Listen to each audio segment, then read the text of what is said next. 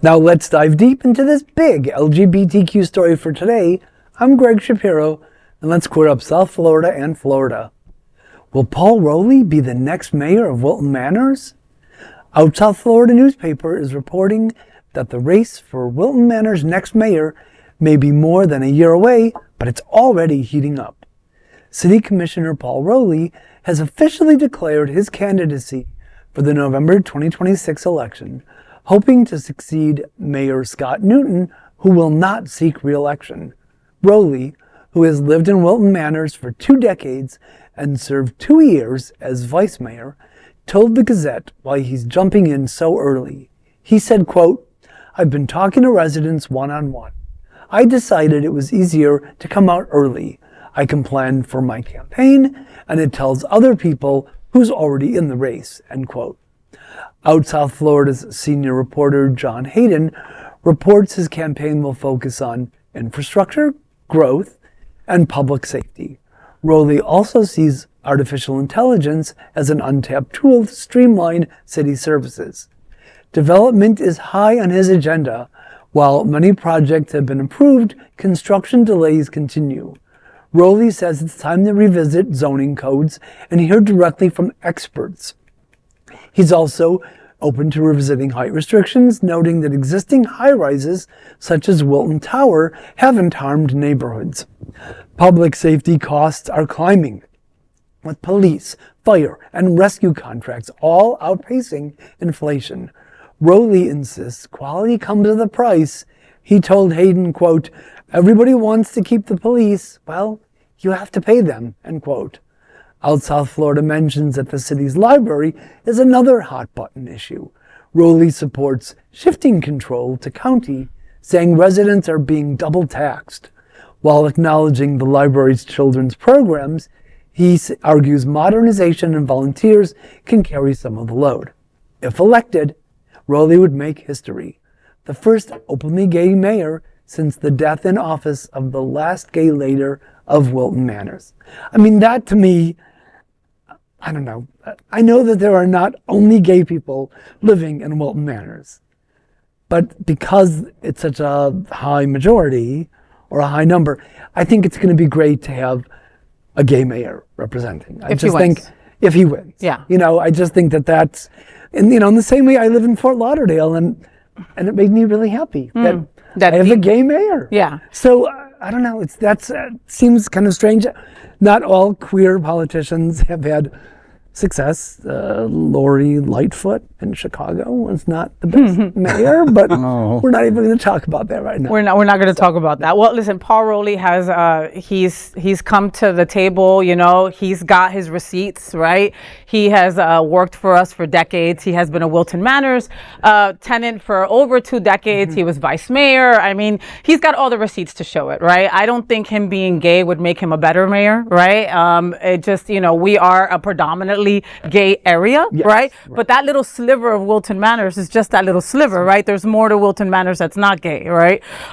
You know, he would be the first out gay mayor, you know, for us, which would be fantastic. He wouldn't be the first out gay person running, where we've had quite a few that have tried to run on that same kind of deal, like, oh, I will be your first gay mayor and I'm here to represent you, and it's never panned out, you know.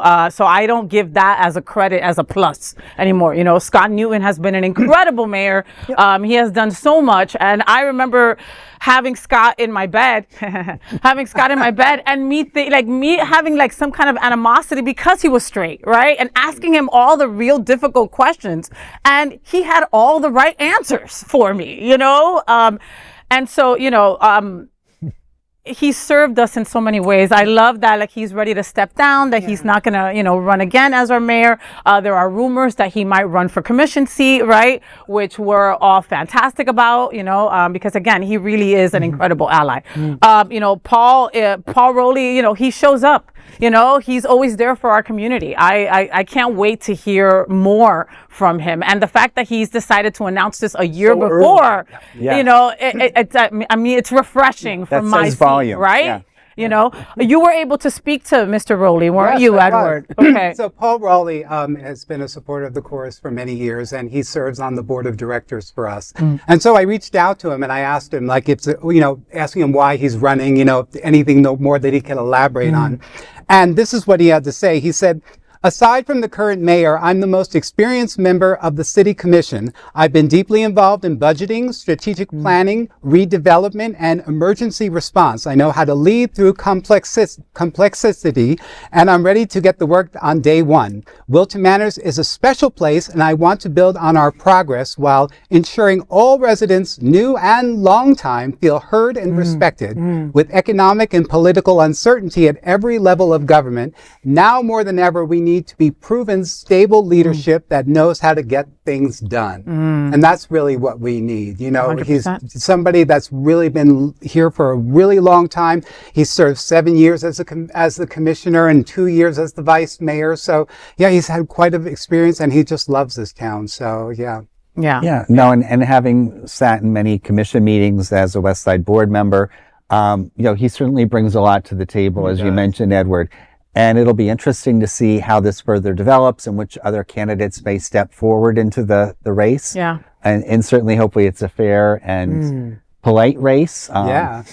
That would be a breath of fresh air. Yes. Yeah, right. But Yeah. politics are politics, and there's just so much about to happen when it comes to Wilton Manors, right? Yes. We're at such pivotal moments when it comes to infrastructure, when it comes to different projects, when it comes to, we're only 8 months into the Trump term. I mean, there's so much that would ride on our next mayor of Wilton Manors, right? It's a very delicate balance. Well, You're seeing a lot in terms of new businesses and new buildings come up. There's a Wilton Hotel that's going up and stuff. And some people are getting, some people get nervous of it too. They're thinking, they're going to be very metro city now. Which could happen. Listen, Palmyra just announced that they're closing down. I mean, restaurants like this, we're also losing places. You know what I mean? So not an easy one shoes to fill and role to fill on Paul Rolli's. This is not the happiest of times for Wilton Manors, and this is when he wants to come and serve us.